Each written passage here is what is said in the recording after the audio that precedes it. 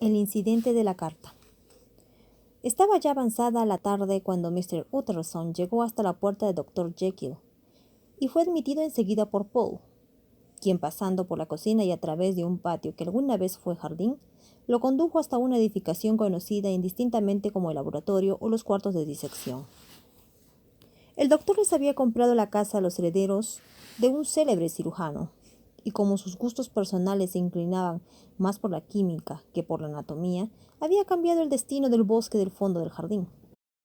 Esta era la primera vez que el abogado era recibido en aquel sector de los cuarteles de su amigo. Observaba con curiosidad el sombrío edificio sin ventanas. Miró en torno a sí con una desagradable sensación de extrañeza. Al cruzar el anfiteatro, otrora atestado de estudiantes ávidos y ahora desierto y silencioso, con las mesas llenas de aparatos químicos, el piso repleto de cajas de madera, paja para empaques regada por doquier y una luz que se filtraba difusa a través de la nublada cúpula. Al fondo subían unas escaleras hasta una puerta cubierta de bayeta roja. Y al cruzar, Mr. Utterson fue recibido por fin en el despacho del médico. Se trataba de una habitación amplia rodeada de armarios con puerta de vidrios y provista, entre otras cosas, de un escritorio y un espejo móvil de cuerpo entero. Daba el patio a través de ventanas empolvoradas, cruzadas por barrotes de hierro. En el hogar ardía el fuego y había sobre la repisa de la chimenea una lámpara encendida, pues incluso en el interior de las casas comenzaba la niebla a espesar. Allí, cerca del calor, se hallaba el doctor Jekyll, como aquejado por alguna enfermedad mortal. No se incorporó para recibir al visitante, limitándose a extenderle una mano fría y darle la bienvenida con voz alterada.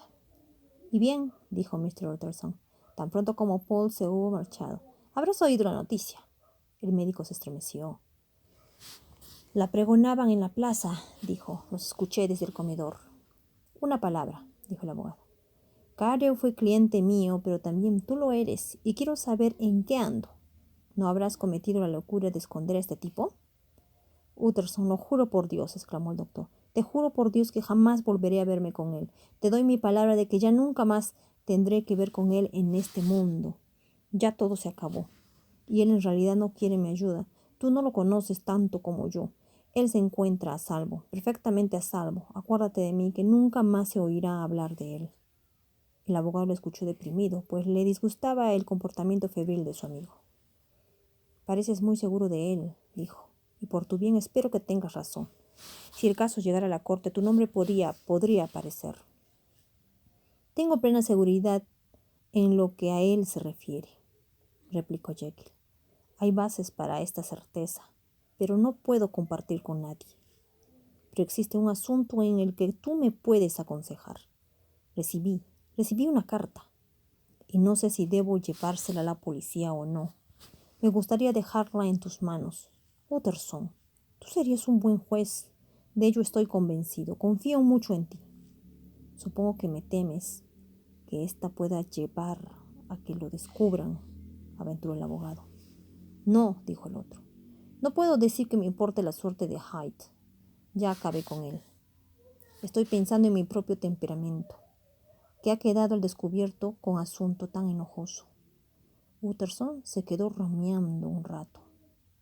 Lo sorprendía el egoísmo de su amigo, aunque por otra parte sentía alivio. «Está bien», dijo al fin. «Déjame ver la carta». La carta, escrita con una extraña caligrafía vertical, iba firmada por Edward Hyde. Indicaba, en forma sucinta, que el benefactor del escrito, el doctor Jekyll, a quien de modo tan vil había pagado por sus 1000 generosas demostraciones, no debía temer por su seguridad, pues tenía medios para huir, en los que se podía confiar en forma plena. Al abogado le agradó mucho esta carta, que le daba a la intimidad de Jekyll un aspecto mejor de lo esperado, y se culpó a sí mismo por algunas de las sospechas anteriores. «¿Tienes el sobre?», preguntó. «Lo quemé», replicó el doctor Jekyll, antes de saber de qué se trataba, «pero no tenía sello de correos. Me lo trajeron personalmente». «¿Me quedo con ella y consulto el asunto con la almohada?», preguntó Utterson. «Quiero que te encargues de emitir un concepto en lugar mío», fue la respuesta. «He perdido la confianza en mí mismo». «Está bien, lo pensaré», contestó el abogado. «Y ahora una palabra más. ¿Fue Hyde quien te dictó los términos del testamento en lo referente a aquella desaparición? El doctor pareció quedar presa de una ola de debilidad. Cerró la boca con fuerza y contestó afirmativamente. Yo lo sabía, dijo Utterson. Pretendía asesinarte. Bien has logrado escapar. Logré algo que se refiere mejor al asunto, replicó el médico con gran solemnidad. Aprendí una lección. Ay, Utterson, por Dios, ¿qué lección aprendí? Y se cubrió la cara con las manos por un momento. Al salir el abogado se detuvo para intercambiar una o dos palabras con Paul. A propósito, dijo, hoy entregaron aquí una carta. ¿Cómo era el mensajero? Pero Paul estaba seguro de que nada había llegado, salvo por correo. Y fueron solo circulares, añadió. Esta noticia despidió al visitante con una renovación de sus temores. Era evidente que la carta había llegado por la puerta del laboratorio. De hecho, era posible que la hubiesen escrito en el despacho, y de ser este el caso, debía juzgarla de modo diferente y manejarla con mayor precaución. A su paso, los voceadores de prensa enroquecían de gritar en las calles. Edición especial, impresionante, asesinato de un parlamentario. Ante tal oración fúnebre por un amigo y cliente, Utterson no pudo evitar una cierta aprensión, que el nombre de todo buen amigo y cliente se vieran arrastrado por el remolino del escándalo. Había una decisión por tomar que, en el mejor de los casos, era espinosa, y aunque solía tener gran confianza en sí, comenzó a sentirse ávido de consejos. No debía buscarlo de manera directa. Con todo, pensó, tal vez pudiera pescarlo. Poco después se sentaba al lado de su chimenea. Frente a sí estaba Mr. Guest, el jefe de sus empleados, y a mitad de camino entre los dos, a una distancia del fuego, calculaba con cuidado una botella de vino añejo, muy especial, que había permanecido guardada largo tiempo en el sótano de la casa, al abrigo del sol. La niebla dormía aún sobre aquella ala. Por encima de la ciudad ahogaba en la que los faroles brillaban como carbúnculos, y por entre la niebla y el sofoco de estas nubes caídas, la posesión de la vida de la ciudad seguía su curso, a través de grandes arterias, haciendo un ruido como de viento desencadenado. Mas la habitación se alegraba con la luz de la chimenea. En la botella hacía mucho tiempo que había disuelto los ácidos y el tinte imperial se había suavizado con los años, como se va enriqueciendo el color de los vitrales. El resplandor de cálidas tardes otoñales sobre los viñedos de las colinas estaba a punto de quedar libre para dispersar la niebla londinense. Sin darse cuenta, el abogado se fue ablandando. No existía persona ante quien estuviera menos secretos que Mr. Guest, y no siempre estaba seguro de guardar cuantos quería. Muchas veces había ido Guest a casa del médico Jekyll por asuntos de negocios y conocía a Poole, y como era muy difícil de no hubiera oído hablar del trato tan familiar que Mr. Hyde recibía en aquella casa, podría haber sacado conclusiones. ¿No resultaba entonces conveniente mostrar la carta que aclaraba el misterio? Sobre todo porque a Guest, gran estudioso y crítico de la caligrafía, tal medida le parecía cosa natural y necesaria. Además, el empleado era un consejero nato. No sería muy probable que leyera documento tan extraño sin dejar caer algún comentario que le permitiera a Mr. Utterson determinar derrotero por seguirlo. Es una lástima lo de Sir Danvers, dijo. Sí, señor, así es. Ha despertado mucha emotividad en la gente, replicó Guest. Claro que el asesino estaría loco. Me gustaría conocer tus opiniones al respecto, replicó Utterson. Aquí tengo un documento de su puño y letra. Que quede entre nosotros dos, porque no sé muy bien qué hacer con él. Este es el mejor de los casos, un asunto turbio, pero helo aquí, casi atravesándose en tu camino, el autógrafo de un asesino. Los ojos de Guest se iluminaron y de inmediato se sentó a estudiarlo con pasión. No, señor, dijo, no está loco, pero sí tiene una escritura extraña. Y es, a todas luces, un escritor muy extraño, añadió el abogado. En ese preciso instante entró el criado y dejó una nota. ¿Es el doctor Jekyll, señor?, inquirió el empleado. Me pareció reconocer su letra. ¿Algo privado, señor Utterson? Solo una invitación a cenar. ¿Por qué? ¿Deseas verla?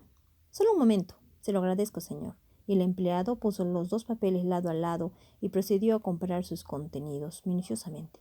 Gracias, señor, dijo por fin, devolviéndole ambos papeles. Es un interesante autógrafo. Hubo una pausa durante la cual Mr. Utterson luchó consigo mismo. ¿Por qué los cotejó, Guest? preguntó de improviso. Pues señor, replicó el empleado, hay entre ellos una semejanza bastante singular. Las dos escrituras son idénticas en muchos aspectos y con tan solo difieren en la inclinación. Qué extraño, dijo Utterson. Es como usted bien lo dice, bastante extraño, replicó Guest. Yo no mencionaría esta nota, ¿sabes?, dijo el patrón. No, señor, dijo el empleado, comprendo. Pero no bien se hubo quedado Mr. Utterson solo aquella noche, guardó la nota en su caja fuerte, donde reposó en adelante. Vaya, pensó, Henry Jekyll haciendo una falsificación para un asesino, y la sangre corrió fría por sus venas. El notable incidente del doctor Lanyon. Pasó el tiempo. Se ofrecieron cientos de libras de recompensa, pues la muerte de Sir Danvers fue sentida como una ofensa a la sociedad. Pero Mr. Hyde había desaparecido del alcance de la policía, como si jamás hubiese existido. Se desenterró gran parte de su pasado, y todo en él era deshonroso. Salieron luz anécdotas sobre la crueldad del hombre, su desfachatez y violencia, la vileza de su vida, sus extrañas compañías y el odio que parecía invadir su carrera. Pero de su paradero actual, ni un suspiro. Desde cuando abandonó la casa del zoo, en la mañana del asesinato, simplemente se había desvanecido. Poco a poco, a medida que pasa el tiempo, Mr. Utterson empezó a recuperarse de su acuciante alarma y volvió a encontrar la paz consigo mismo. La muerte de Sir Danvers quedaba, a su modo de ver, más que recompensada con la desaparición de Mr. Hyde, ahora que ya se había eliminado la influencia maléfica. Comenzó para el Dr. Jekyll una nueva vida. Salió de su reclusión, reanudó las relaciones con sus amigos, se convirtió una vez más en su huésped regular y volvió a ofrecer agasajos. Y si antes se había destacado por su talante caritativo, ahora no se distinguía menos por su fervor religioso. Se mantenía ocupado, pasaba mucho tiempo al aire libre. Hacía el bien. Su rostro franco parecía iluminado, como si tuviera una conciencia interior de servicios. Por más de 2 meses vivió en paz. El 8 de enero, Utterson había cenado en casa del Dr. Jekyll, con un pequeño grupo. Lanyon había estado allí y el rostro del anfitrión había ido pasando de uno a otro, como en los viejos tiempos, cuando los 3 amigos eran inseparables. El 12, y de nuevo el 14. La puerta de la casa del Dr. Jekyll le fue cerrada al abogado. El doctor se halla confinado en su casa, dijo Poole, y no recibe a nadie. El 15 lo intentó de nuevo y otra vez lo rechazaron, como se había acostumbrado a ver a su amigo todos los días durante los últimos 2 meses. Ese regresó a la soledad, lo dejó deprimido. A la 5ª noche invitó a Guest a su casa a cenar y a la 6ª se encaminó a la del doctor Lanyon. Allí al menos no se negaron a admitirlo. Pero al entrar le asombró el cambio operado en la apariencia del doctor. Llevaba una sentencia de muerte claramente escrita en la cara. El hombre rubicundo se había vuelto pálido, sus carnes se habían consumido y se veía más calvo y avejentado. Y sin embargo no fueron tanto estos toques de decadencia física aceleradas que atrajeron la atención del abogado. Cuando la mirada y el porte que parecían atestiguar un terror asentado en lo profundo de su mente, no era probable que el doctor temiera morir, pero fue aquello lo que Utterson se sintió tentado a sospechar. Sí, pensó, es médico, debe conocer su propio estado y saber que tiene contados los días. Este conocimiento es superior a sus fuerzas. Con todo, cuando Utterson le hizo algún comentario sobre su aspecto enfermizo, Lanyon, con aire de gran firmeza, se declaró un hombre condenado. He recibido un golpe, dijo, del que jamás voy a recuperarme. Es cuestión de semanas. Bien, la vida ha sido agradable, me ha gustado. Sí, señor, solía gustarme. A veces pienso que, de saberlo todo, estaríamos más contentos de marcharnos. También Jekyll está enfermo, observó Utterson. ¿Lo has visto? Pero el rostro de Lanyon se demudó. Levantó una mano temblorosa. No quiero ni ver ni oír nada más sobre el Dr. Jekyll, dijo, con voz alta e insegura. He acabado toda relación con esa persona. Te ruego me evites cualquier alusión a quien considero muerto. ¡Ay, ay!, dijo Mr. Utterson, y luego, tras una pausa prolongada, añadió. ¿Hay algo que yo pueda hacer? Los 3 somos muy buenos amigos, Lanyon, y ya no vamos a vivir lo suficiente para hacer otras amistades. No hay nada más que hacer, replicó Lanyon. Pregúntaselo a él mismo. No quiere verme, dijo el abogado. No me sorprende, fue la réplica. Tal vez algún día, Utterson, después que yo muera, llegues a saber lo bueno y lo malo de esto. No te lo puedo contar. Mientras tanto, si puedes, siéntate y conversa conmigo de otros temas. Por el amor de Dios, por favor, quédate y hazlo. Pero si no puedes alejarte del maldito asunto, entonces en nombre de Dios vete, pues no lo soporto. En cuanto regresó a casa, Utterson se sentó a escribirle al doctor Jekyll, quejándose de haber sido excluido de su casa y preguntándole la causa de su desgraciado rompimiento con Lanyon. Y al día siguiente le llegó una larga respuesta escrita con palabras a menudo patéticas y a veces de significado oscuro y misterioso. El rompimiento con Lanyon era irremediable. No culpo a nuestro viejo amigo, escribía Jekyll, pero comparto su punto de vista de que nunca más debemos volver a vernos. De hoy en adelante tengo todas las intenciones de llevar una vida de aislamiento total. Que no te sorprenda ni dudes de mi amistad. Si a menudo te cierran la puerta aún a ti, debes permitirme recoger mi propio camino. Me eché encima un castigo y un peligro de los que no me es dado hablar. Soy el más grande de los pecadores, pero también el mayor de los sufrientes. No habría pensado nunca que en esta tierra hubiera lugar a padecimientos y terrores tan apabullantes. Lo único que te resta por hacer, Utterson, para aliviar este destinado, es respetar mi silencio. Utterson se quedó atónito. La tenebrosa influencia de Hyde se había apartado y el médico había vuelto a sus antiguas tareas y amistades. Una semana atrás las perspectivas parecían sonreír y solo habían promesas de una vejez honorable y alegre. Ahora, en un santiamén, la amistad, la tranquilidad de conciencia y todo el tenor de su vida habían naufragado. Transformación tan radical y tan poco preparada solo apuntaba en dirección a la locura. Pero teniendo en cuenta las palabras y el comportamiento de Lanyon, esta debía tener bases más profundas aún. Una semana más tarde, Lanyon se postró en su lecho y en menos de 15 días había muerto. La noche se siguió al funeral, en el que había dado muestras de suma tristeza. Utterson se encerró en su despacho y, sentado a la luz melancólica de una vela, puso ante sí el sobre, escrito de puño y letra de su amigo difunto y marcado con su sello, privado, solo para G. G. Utterson, y en caso de que él haya fallecido antes, para ser destruido sin leerlo. Era la descripción enfática, y el abogado temió contemplar su contenido. Ya enterré hoy a mi amigo, pensó. ¿Qué tal que esto me costará otro? Y entonces, calificando su temor de deslealtad, rompió el sello. Adentro había otro sobre, también sellado, marcado encima con 1. No abrir hasta la muerte o desaparición del Dr. Henry Jekyll. Utterson no podía creer en sus ojos. Sí, la desaparición. Aquí, otra vez, como en el insensato testamento que hacía tiempo había devuelto a su autor, volvían a estar aparejadas la idea de una desaparición y el nombre de Henry Jekyll. Pero en el testamento, aquella idea había nacido de una sugerencia siniestra de un hombre llamado Hyde, y aparecía con un propósito completamente claro y terrible, escrito con la pluma de Lanyon. ¿Qué podría significar? Una gran curiosidad por hacer caso omiso de la prohibición y de llegar de una vez por todas al fondo de este misterio, invadió a la albacea. Pero el honor profesional y la fidelidad a su amigo fallecido eran obligaciones inquebrantables, y el paquete fue a dormir en un rincón más secreto de su caja fuerte privada. Una cosa es mortificar la curiosidad y otra conquistarla, y es dudoso que desde aquel día Utterson deseara con la misma intensidad la compañía del amigo sobreviviente. Aunque lo tenía en buen concepto, sus pensamientos le producían inquietud y temor. A decir verdad, sí iba a visitarlo, pero quizás sentía alivio al encontrar que su visita era rechazada. Tal vez, en lo más íntimo de su corazón, preferiría hablar con Polo en el umbral de la puerta, rodeado del aire y los sonidos de la ciudad abierta, antes que ser admitido en aquella casa de esclavitud voluntaria, a sentarse a hablar con su inescrutable recluso. De hecho, Paul no tenía noticias muy buenas que comunicar.